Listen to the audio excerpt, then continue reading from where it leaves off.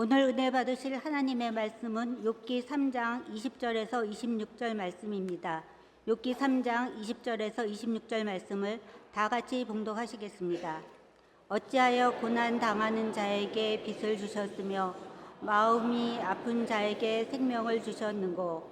이러한 자는 죽기를 바라도 오지 아니하니 땅을 파고 숨긴 보배를 찾음보다 죽음을 더하는 것을 더하다가 무덤을 찾아 얻으면 심히 기뻐하고 즐거워하나니 하나님에게 둘러싸여 길이 아득한 사람에게 어찌하여 빚을 주셨는고. 나는 음식 앞에서도 탄식이 나며 내가 앓는 소리는 물이 쏟아지는 소리 같구나. 내가 두려워하는 그것이 내게 임하고 내가 무서워하는 그것이 내 몸에 미쳤구나. 나에게는 평온도 없고 안일도 없고 휴식도 없고 다만 불안만이 있구나. 아멘. 말씀의 제목을 함께 따라해 주시길 바랍니다. 정답이 아니라 함께함. 정답이 아니라 함께함. 전에 한번 여러분들에게 제 MBTI를 말씀해 드린 적이 있는데 혹시 기억하고 계시는 분 계세요? 없죠? 제 MBTI는 ENFJ입니다. E는 I라고 하는 것과 대조되는데 I는 내향적인 성격이고 E는 외향적인 성격을 E라 그럽니다. 그리고 N은 확실하고 구체적인 것보다 영감과 상상과 혁신을 중시하는 사람을 N이라고 얘기합니다. 그리고 F는 이성적으로 어떤 것을 판단하는 게 아니라 감정으로 동감할 수 있는 감정을 가진 사람을 F형 사람이라고 얘기합니다. 그러니까 제가 ENFJ니까 F예요, 제가. 그리고 나머지 J는 우발적으로 어떤 일들을 하는 게 아니라 계획적으로 어떤 일들을 하는 사람을 J형이라고 얘기하는 거예요. 그러니까 제 성격이 외향적이고 그리고 감성적으로 판단하고 또 다른 사람들을 동감도 하고 그리고 아주 구체적인 계획을 세워서 일을 해나가는 사람이 바로 ENFJ형 사람이고, 이런 사람이 유명한 사람 중에 누가 있느냐? 버락 오바마 그리고 오프라 윈프리. 저랑 같은 동급이에요. 근데 어떤 청년이 제가 ENFJ라고 하니까 저에게 찾아와서 어떤 청년이 저한테 묻는 겁니다. 목사님, 제가 너무너무 슬퍼서 빵을 사 먹었어요. 이러는 거예요. 그래서 제가 그 청년에게 뭐라고 얘기했느냐? 왜 빵을 사 먹어? 무슨 빵을 사 먹은 거야, 슬퍼서? 그렇게 물었더니 그 청년이 깔깔깔깔 웃으면서 목사님은 T예요. 그것도 소문자 T가 아니라 대문자 T예요. 그러는 거예요. F는 공감 능력이 있는 사람이기 때문에 목사님, 제가 슬퍼서 빵을 사 먹었어요 라고 말을 한다면 얼마나 슬프길래, 무엇이 그렇게 슬퍼서 공감한다고 합니다. 왜 빵을 사 먹었느냐 묻지 않는데요. 그거는 T래요. 그래서 제가 그 다음부터는 저를 소개할 때 어떻게 소개하느냐, F이고 싶은 T라고 얘기합니다. 우리는 다른 사람들이 겪고 있는 고난을 볼 때에 그 고난에 감정적으로 동참하기보다는 그 고난이 왜 어떻게 왔는가 이성적으로 궁금증을 가지고 그 이유를 찾고 알려주려고 하는 습성이 다 있는 것 같아요. 이유를 많이 물어보잖아요. 왜 고난을 당한 건지. 동감하려고 하는 것보다는, 특히 자신이 고난을 당하고 있을 때에도 고난의 이유를 찾아서 잘못된 점을 회개하고 개선해서 빨리 원상복구되는 것을 우리는 바라기도 합니다. 그런데 고난의 이유가 분명하다면, 고난의 이유가 분명하면 모르겠어요, 살아가면서. 우리의 삶에는 고난의 이유가 밝혀지지 않을 때가 더 많잖아요. 그런데 왜 고난을 당하고 있는지, 특히 욥에게 다가온 고난은 하나님께서 말씀하시기를 까닭없이 이유가 없다라고 이야기를 합니다. 욥기서 2장 3절 말씀입니다. 야훼께서 사탄에게 이르시되 네가 내 종 욥을 주의하여 보았느냐. 그와 같이 온전하고 정직하여 하나님을 경외하며 악에서 떠난 자가 세상에 없느니라. 네가 나를 충동하여 까닭없이 그를 치게 하였어도 그가 여전히 자기의 온전함을 굳게 지켰느니라. 까닭없이. 어쩌면 욥이 오늘 본문에서 탄식하고 부르짖고 있는 모습이 바로 이유를 찾아낼 수 없는 고난을 당하고 있는 우리들의 모습일지도 모르겠다라는 생각이 들었습니다. 그런 욥에게 세 친구가 찾아와요. 엘리바스, 빌닷, 소발이라는 친구가 찾아옵니다. 욥은 정말 힘들었어요. 욥은 정말 너무너무 힘들어서 정말 죽을 것 같았고 차라리 죽었으면 좋겠다라는 생각이 들 정도로 힘이 들었습니다. 그런 욥의 사정을 욥을 사랑하는 친구들이 듣게 된 거예요. 멀리서부터 찾아왔어요. 욥은 동방의 의인이라는 호칭을 들을 만큼 존경받는 사람이었는데 그런 욥이 말할 수 없는 고난을 당하고 있을 때에 그의 의로움을 아는 친구들이 모두 안타까운 마음을 가지고 찾아왔던 겁니다. 전부 다 놀라고 충격을 받았어요. 욥 같은 사람이 왜 고난을 받아야 되는가? 왜 욥에게 그런 일들이 일어났는가? 도대체 욥에게 왜 그런 시련이 다가온 거야? 정말 하나님이 사랑하는 사람, 정말 귀한 사람, 정말 착한 사람인데 왜 그런 사람에게 이렇게 힘든 고난이 한꺼번에 삽시간에 몽창 다 다가왔느냐 말입니다. 모두가 의아해하고 모두가 안타까워했어요. 그래서 욥을 사랑했던 아끼던 친구들이 찾아온 것입니다. 그런데 그들은 욥의 상태를 보고 망연자실합니다. 할 말을 잃어버렸어요. 그들은 욥이 당하는 고난을 보면서 도대체 무슨 말을 어떻게 해야 할지 알지를 못해서 그저 일주일 동안 욥과 아무 말도 없이 일주일 동안 같이 있었대요. 욥기서 2장 12절에서 13절 말씀입니다. 눈을 들어 보매 멀리 보매 그가 욥인 줄 알기 어렵게 되었으므로 그들이 일제히 소리질러 울며 각각 자기의 겉옷을 찢고 하늘을 향하여 티끌을 날려 자기 머리에 뿌리고 밤낮 7일 동안 그와 함께 땅에 앉았으나 욥의 고통이 심함을 보므로 그에게 한마디도 말하는 자가 없었더라. 7일 동안 한마디도 안 했어요. 욥은 죄를 뒤집어 쓰고 앉아 있었습니다. 회개한다라는 의미겠죠.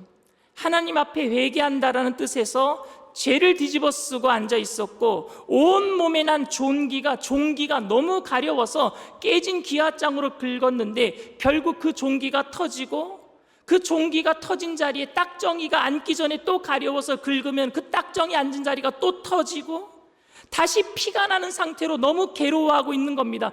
그런 욥의 모습을 본 친구들은 말문이 탁 막혀버린 거예요. 그래서 그들은 일주일 동안 아무 말도 하지 못했습니다. 여러분, 이쯤 되면은 욥의 친구들 참 괜찮은 사람들 아닙니까? 욥을 위하여서 그들도 죄를 뒤집어 쓰고 욥과 함께 금식하면서 7일 동안 아무 말도 하지 않고 옆에 그냥 있어 주었어요. 그들이 한마디도 하지 못하였음은 욥이 고통 중에 있었기 때문이다라고 성경은 기록하고 있습니다. 어느 정도 인간이 당할 수 있는 고통을 당하면 찾아가서 위로의 말이라도 할 수 있는 거예요. 그냥 연로하신 부모님이 돌아가셨다면 찾아가서 위로하면서 아이고 상심이 얼마나 크시겠습니까? 라고 위로해 드릴 수도 있습니다. 하지만 욥처럼 하루아침에 10자녀가 다 죽고 그 많던 재산을 하루아침에 다 도둑질 당하고 몸에는 악창, 성경에서는 악창이라 그러는데 이거 나병이에요. 한센병입니다. 악창이 들고 부인은 하나님을 저주하고 차라리 죽어버려라 악담을 퍼붓고 떠나버렸어요. 그러한 일들 앞에서 누가 무슨 말로 위로할 수 있단 말입니까? 그런 일을 당하고 있는 욥을 보고 있는데 말을 아끼는 게 좋지 않겠습니까? 저는 위로라고 한 말인데 그 위로라고 한 말이 상처가 되어서 화살처럼 우리의 폐부를 찌르는 그러한 경험들을 모두 해봤잖아요. 여러분들도 경험하셨을 거라고 생각합니다. 정말 힘들 때에는 옆에 있는 사람이 와서 위로해 주는 것조차도 거부하고 싶어요. 너무 무섭고 두렵단 말입니다. 무슨 말을 할지 몰라서 그 말조차 내게 화살이 되어서 꽂힐 때가 있어요. 위로라는 말이 화살이 되어서 꽂힐 때가 있어요. 너무 힘들 때는. 그러니까 욥의 친구들은 욥을 보면서 정말 아무 말도 할 수 없었던 것입니다. 그런데 욥이 입을 열면서부터 문제가 발생하기 시작합니다. 처음에 욥을 찾아왔던 친구들은 욥을 판단하기 위해서 온 것이 아니었고, 그렇다고 욥을 정죄해서 욥을 비난하려고 온 사람들도 아니었었습니다. 그들은 욥을 위로하기 위해서 왔던 사람이고, 욥이 고난당하는 것을 보면서 그 고난 앞에서 함께 아픔을 느낄 수 있는, 공감할 수 있는 능력이 있었던 사람들이었습니다. 그런데 문제는 욥이 입을 열면서부터 시작되었습니다. 그동안 말로 범죄하지 않으려고 했던 그 욥이 내가 빈손으로 왔으니까 빈손으로 가는 게 마땅하다라고 감사하고, 그리고 또한 하나님께 원망하지 않았던 그가 드디어 입을 열기 시작했는데 원망하고 좌절하는 말처럼 들리는 말을 한단 말입니다. 사실 욥기 3장 말씀을 보면 욥은 하나님을 원망한 적은 없습니다. 자기가 태어난 출생한 날을 저주했어요. 하나님을 원망하지는 않았어요. 자기 생일을 저주합니다. 욥기서 3장 1절에서 3절 말씀입니다. 그 후에 욥이 입을 열어 자기의 생일을 저주하니라. 욥이 입을 열어 이르되 내가 난 날이 멸망하였더라면, 산의 아이를 베었다 하던 그 밤도 그리하였더라면. 이 말을 바꿔서 얘기하면, 왜 도대체 이런 일들이 나에게 일어났습니까? 라는 것을 묻고 하나님께 따지고 하나님을 부인하고 있는 것이 아니라 그 고통 가운데 도대체 나는 어떻게 해야 합니까? 하는 절규하는 모습 아닙니까? 난 앞으로 어떻게 살아야 합니까?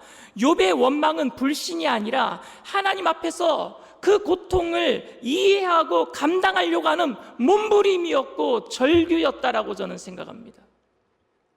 그런데 욥이 가지고 있는 그 마음을 친구들은 몰랐던 것 같아요. 욥이 지금 왜 이렇게 힘들어하고 있는지 몰랐던 것 같습니다. 그의 친구들은 특별히 엘리바스가 처음으로 입을 열어서 말을 하기 시작합니다. 저는 그 친구들의 마음을 어느 정도 이해할 수 있는 것 같고, 저는 어쩌면 이 친구들과 같은 부류가 아닐까, 제 자신도 그렇게 생각되어집니다. 욥의 친구들이 했던 말 가운데 제가 이해하는 바로는, 물론 군데군데 그들은 인과응보에 원인이 있으니까 결과가 있다. 네가 죄를 지었으니까, 악을 밭갈고 독을 뿌렸으니까 네가 이렇게 거두는 것이다. 인과응보의 신앙, 그러한 요소들이 보이기는 해서 아쉽기는 하지만, 그들이 가지고 있던 하나님에 대한 이해라든지 우주를 다스리시는 그 하나님에 대한 섭리에 관한 그들의 신학적인 입장을 보면 그들의 신학에는요, 이론에는 문제가 전혀 없습니다. 욥기를 보면서 누가 신학적으로 옳은가를 묻는다면은 욥이 한 말은 다 맞고 친구들이 한 말은 다 틀렸다든지, 친구들이 한 말은 다 맞고 욥이 한 말은 다 틀렸다든지 그렇게 볼 수는 없습니다. 욥이 한 말도 맞고요, 친구들이 한 말도 맞습니다. 이것은 지금 신학적인 논쟁을 하고 있는 것임에도 불구하고 우리는 욥의 친구들의 말이 틀렸다라고 말할 수 없단 말입니다. 욥기 8장 7절에 보면은요, 내 시작은 미약하였으나 내 나중은 심히 창대하리라. 우리가 어디 가면은요, 액자로 다 걸어놓는 성경 말씀이잖아요. 근데 이거 빌다시 한 말이에요. 근데 이 말씀 참 맞는 말이에요. 좋은 말입니다. 욥이 한 말이 아니지만 빌다시 욥을 꼬집으면서 질책하면서 한 말이기는 하지만 맞는 말이단 말입니다. 하지만 그렇다고 할지라도, 그 말이 틀리지 않았다고 할지라도, 신학적인 문제가 되지 않는다고 할지라도 문제가 될 수 있단 말입니다.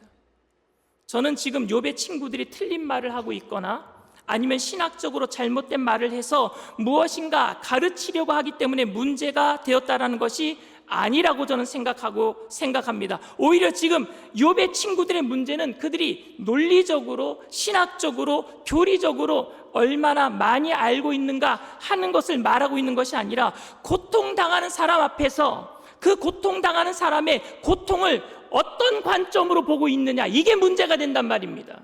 죄를 지었기 때문에 네가 벌받고 있다라는 관점으로 보고 있으니까 문제가 된단 말입니다.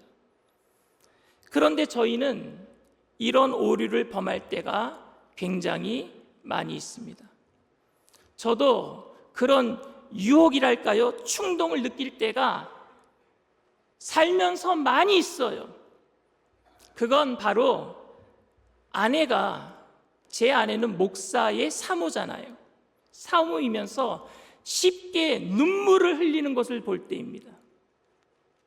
특별히 아이들이 방학을 마치고 미국으로 돌아갈 때면 여지없이 잠자리에 들 때 눈물을 흘려요.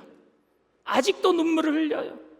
그때 저는 아내가 아이들이랑 떨어지는 것이 아직까지도 힘들구나 이해하면서, 그래 내가 더 잘해줘야지 하는 생각으로 아내를 안아줍니다. 그러면 아내는요 이런 얘기를 해요. 우리가 미국에 계속 있었다면은 이런 일은 없었을 텐데, 이 말을 합니다. 그 말 때문에 확 뒤집어져요 제가. 그러면 순간적으로 여기까지 인도하신 하나님의 섭리에 대해서 가르쳐줘야 되겠다는 욕구가 확 올라온단 말입니다. 처음에는 이런 말을 할 생각은 없었는데, 하나님께서 이용훈 목사님을 통해서 우리를 미국에 보내신 것이고, 그리고 한국에 다시 오게 하셨고, 지금 그래서 우리가 일산수목금 영산교회에서 이렇게 행복한 목회를 하고 있는 것이 아니냐, 우리가 영적으로 돌봐야 할 사람들이 얼마나 많은데 아직도 아이들 때문에 눈물을 흘리느냐, 마음이 그렇게 연약해서 되겠느냐, 아이들은 하나님께서 알아서 키워주시겠지, 뭘 걱정하느냐.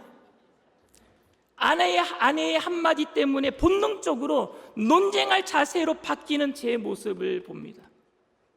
아내는 아이들과 헤어져서 살아가고 있는 지금의 상태를 원망하고 있는 것이 아니라 이겨내려고 하는 몸부림치는 모습일 텐데, 저는 그 말을 듣자마자 계속해서 이해하고 같이 함께 하려고 하기보다는 논쟁하려는 사람으로 바뀌었단 말입니다.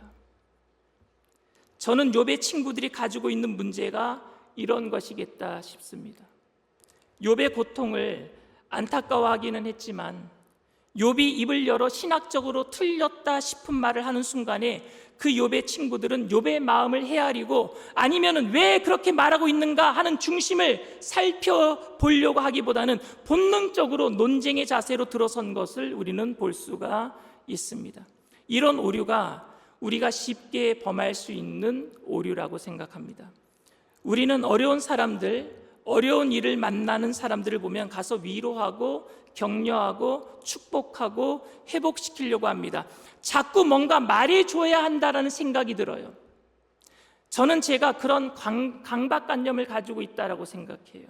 목사이기 때문에 성도들이 뭔가 고난을 당하고 있으면 해결책을 알려줘야 되겠다. 이거 잘못된 거예요. 이거 고치세요.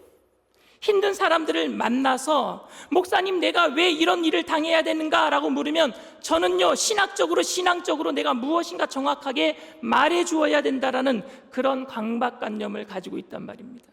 그래서 아파하는 사람과 마음을 같이 나누려고 하는 것보다 무엇인가 답을 제시하려고 하는 자세가 우리에게 있어요.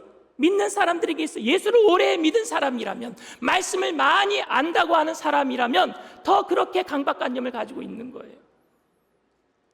욥기를 읽으면서 욥도 하나님에 관해서 맞는 말을 하고 있고, 욥의 친구들도 하나님에 관해서 맞는 말을 하고 있다는 점을 우리는 발견할 수 있습니다. 그런데 큰 차이점이 있어요. 욥의 친구들은 하나님에 관해서 이야기를 하고 있다면, 욥은 하나님께 말하고 있어요. 이게 달라요. 욥의 친구들은 욥에게 하나님에 대해서 가르치려고 하고 있는데, 욥은 자신의 고통을 누구에게만 말하고 있어요? 하나님께만 얘기하고 있어요. 욥은 지금 하나님 앞에서 부르짖고 있는 것이고, 욥의 친구들은 하나님께 부르짖는 욥 앞에서 자꾸 하나님에 대해서 가르치려고 하고 있어요.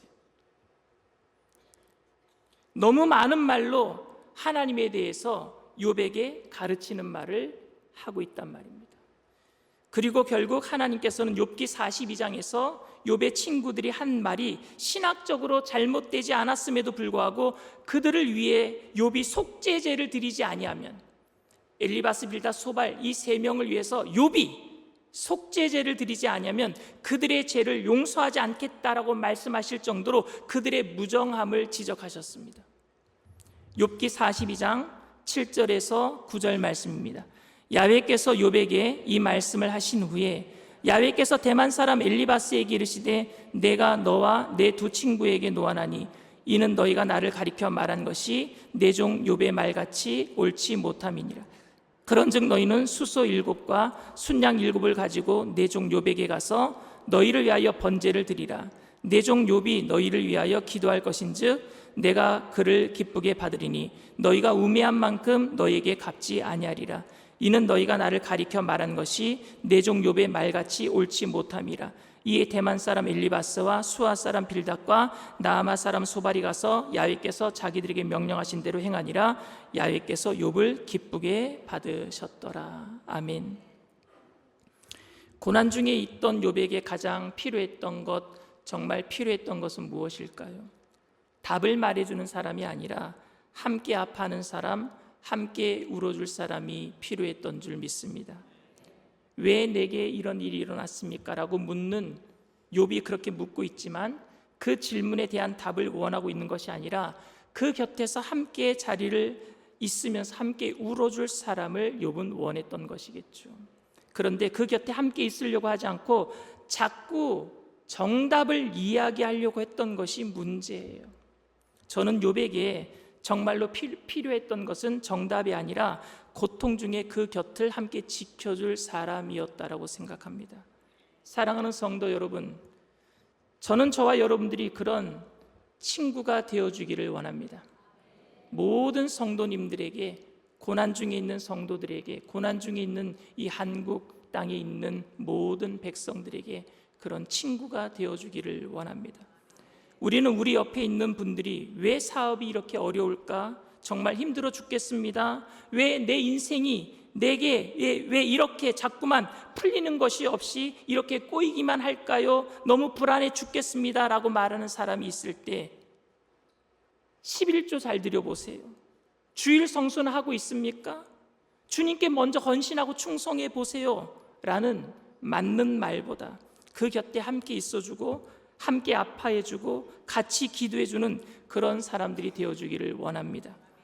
주님이 말없이 오늘도 우리와 함께 해주시는 것처럼, 성령님이 오늘도 말없이 우리와 동행해 주시는 것처럼 우리도 고난과 고통 중에 있는 형제와 자매들에게 함께함으로 힘이 되어줄 수 있는 저와 여러분들 다 되어주시기를 주님의 이름으로 축원을 드립니다. 이 시간 말씀을 생각하시면서 잠시 묵상으로 기도해 주시기를 바랍니다. 오늘 저희 교회에 처음 나오신 분이 계십니까? 여러분들은 홀로 있는 것이 아니라 고통 중에, 고난 중에 그냥 던져진 것이 아니라 그 속에서도 주님이 말할 수 없는 탄식으로 여러분들을 위해서 기도하고 계시고 또 누군가는 여러분들을 위해서 기도하고 그 아픔에 함께 동참하고 있는 줄 믿습니다. 그러한 공동체가 바로 교회고, 그래서 그 교회는 여러분들이 함께함으로 연합을 이루는 그리스도의 몸이 되는 줄 믿습니다.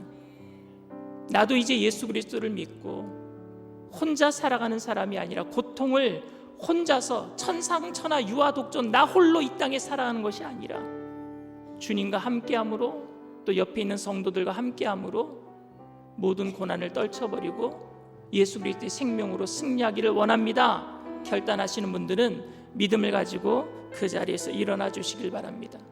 인터넷상에서 TV상에서 예배 드리는 그 자리에서도 처음 예배를 드리는 분이 계시다면 믿음을 가지고 일어나 주시길 바랍니다. 믿음으로 일어나신 분들은 제가 하는 기도를 따라해 주시길 바랍니다. 하나님 아버지, 저는 죄인입니다. 어디에서 와서 왜 살며 어디로 가는지 알지 못하고 방황하며 살았습니다. 저의 죄를 위하여 십자가에서 죽으시고 부활하신 예수님을 제 구주로 모셔드립니다. 저는 하나님의 자녀가 되었습니다. 지금부터 영원토록 주님과 함께 살겠습니다. 예수님의 이름으로 기도드립니다. 아멘. 할렐루야. 여러분들을 진심으로 축복하고 환영합니다. 오늘은 7월 첫 주 성찬주일입니다. 우리가 혼자 있는 것이 아니라 이 성찬을 통해서 주님이 내 안에, 내가 주님 안에 거하게 되고 함께 동행하는 줄 믿습니다. 우리의 모든 고난의 현장 속에 함께 해주시는 주님을 느낄 수 있도록 우리가 성찬을 대하기 전에 우리의 있는 모든 죄를 회개하고 거룩한 마음으로, 순전한 마음으로 성찬에 대할 수 있도록 통성으로 우리 주님 세 번 부르고 함께 기도합니다. 주여, 주여, 주여. 할렐루야. 사랑하는 풍성하신 하나님 아버지, 주님을 감사합니다.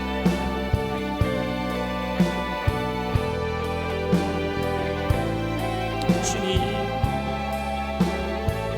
우리와 함께 하시기 위해서 십자가를 지시고 몸을 찢어주시고 피를 흘려주신 그 예수님 앞에 우리가 오늘도 주님 아버지 하나님 어찌할 수 없는 죄인으로 주님 앞에 섭니다.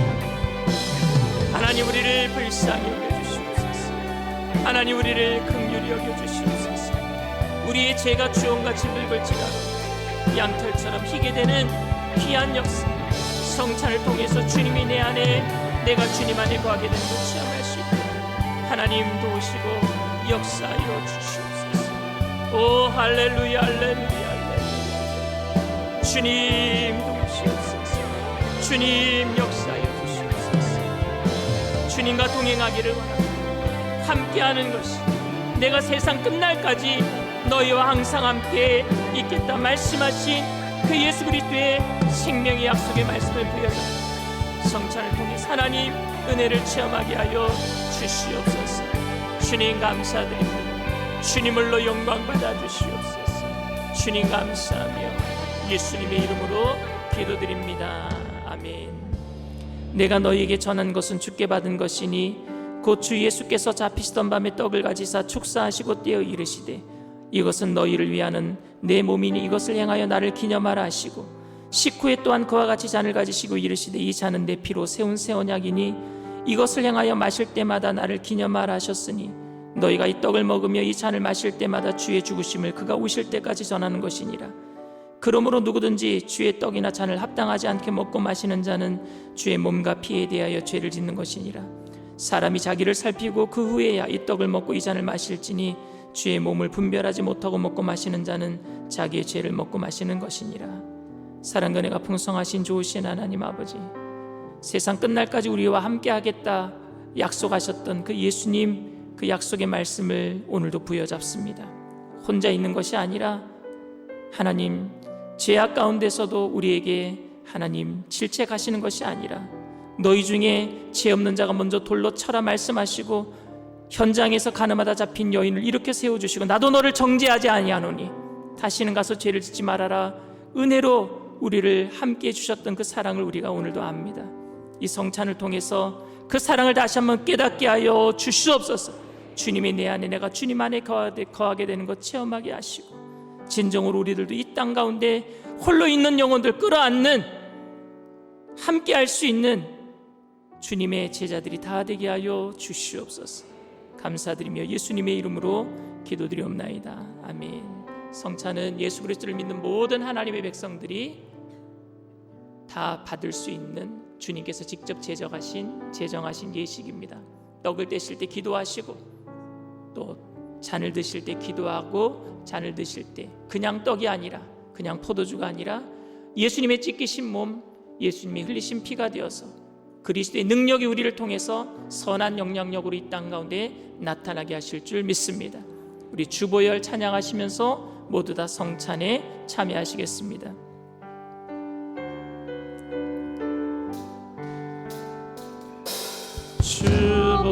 주보열 날 정결케 하고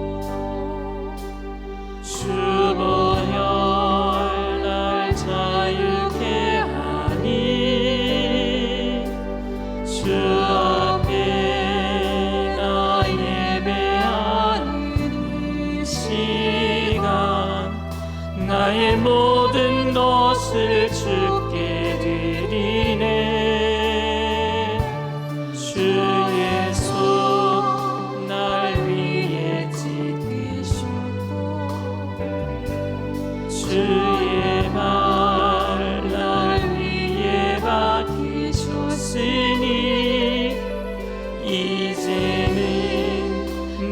사는 것이 아니요 오직 주를 위해 사는 것이라.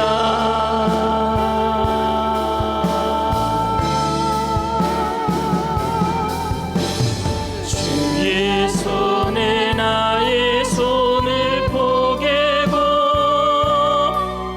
또 주의 발에 나의 발을 포개요.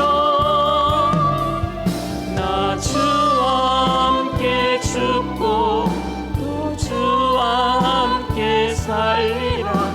영원토록 주 위에 살리라. 주의 손에 나의 손을 포개고 또 주의 발에 나의 발을 포개요. 나 주와 함께 죽고 또 주와 함께 살리라. 영원토록 주 위에 살리라. 주 위에 살리. 주의 손 날 위에 주의 손 날 위에 지키셨고 주의 발 날 위에 박히셨으니 이제는 내가 사는 것이 아니요 오직 주를 위해 사는 것이라.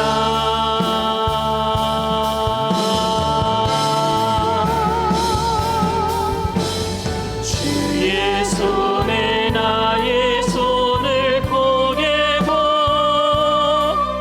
또 주의 발에 나의 발을 포개요. 나 주와 함께 죽고 또 주와 함께 살리라. 영원토록 주 위에 살리라. 주의 손에 나의 손을 포개고 또 주의 발에 나의 발을 포개요. 나 주와 함께 죽고 또 주와 함께 살리라. 영원토록 주 위에 살리. 주의 손에 나의 손을 주의 손에 나의 손을 포개고 또 주의 발에 나의 발을 포개요. 나 주와 함께 죽고 또 주와 함께 살리라. 영원토록 주 위에 살리라. 주 위에 살리라.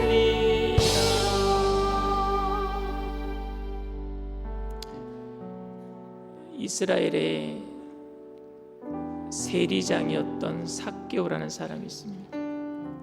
그는 모든 사람들에게 매국노라는 욕을 먹었기 때문에 사람들 앞에 나서는 게 너무너무 싫었어요. 돈만 있으면 됐어요. 왜? 돈만 있으면 모든 게 해결됐어요. 욕 먹어도 상관없어요. 돈만 있으면 돼. 그래서 돈을 욕 먹더라도 끌어모은 거예요. 그런 그에게 예수님의 소식이 들려옵니다.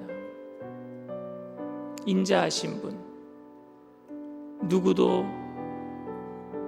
그 어떤 누구도 포용해 줄 수 있는 분, 그분의 얼굴 한 번만 보면 좋을 것 같아요. 그동안 욕먹은 거 한꺼번에 다 사라질 것 같았어요. 많은 사람들이 예수님 온다는 소식에 거리로 나와서 그 사람들에게 치일까 봐 또 키도 작아서 뽕나무 위에 올라갑니다. 근데 예수님은 그 많은 사람들 중에 누구를 보셨느냐? 혼자 있는 삭개오를 보셔요. 혼자 있는. 그 사람도 고난 중에 있는 사람이, 돈이 많지만 고난 중에 있는 사람이, 누구도 친구가 될 수 없는 사람. 삭개오야 내려와라. 내가 오늘 너희 집에 유하여야 하겠다. 예수님이 자기 집에 오실 거는 꿈에도 생각하지 못했어요. 오시면은 너 이거 고쳐라, 너 남들에게 토색한 거 있으면 4배나 갚아라, 이러실 줄 알았는데 오셔서 아무 말씀 안 하시는 거예요. 그냥 먹고 즐기고 삭개오와 함께 동감해 주는 거예요. 그래서 삭개오가 너무너무 감사해서 예수님, 내가 남의 것을 훔친 것이 있으면 2배나 갚겠습니다, 토색한 것이 있으면 4배나 갚겠습니다. 자기가 얘기한 거예요. 여러분, 말하지 않아도 잘못한 사람은 다 알아요. 다 알아요. 근데 우리는 꼭 말을 해야 하지 않은 것처럼 누군가 옆에 가서 꼬집어 주려고 해요. 여러분, 공감해 주시길 바랍니다. 예수님이 그러기 위해서 이 땅에 오신 거예요. 공감 안 하셨으면 천국에 계셨으면 되는 거예요. 그 높고 높은 보좌 버리고 왜 이 땅에 오셔야 됩니까? 우리와 함께 느끼기 위해서 이 땅에 오신 줄 믿습니다. 그분이 우리를 고아처럼 버려두지 아니하시고 보혜사 성령님을 보내주시겠다고 약속하셨어요. 그래서 성령님이 오늘도 우리와 함께 계시는 줄 믿습니다. 그러니 우리는 이 땅을 이겨낼 수 있어요. 여러분은 혼자가 아니에요. 그리고 함께 동역하는 성도들이 함께 있는 줄 믿습니다. 함께 이겨냅시다. 성령님 도와주세요. 우리 주님 3번 부르고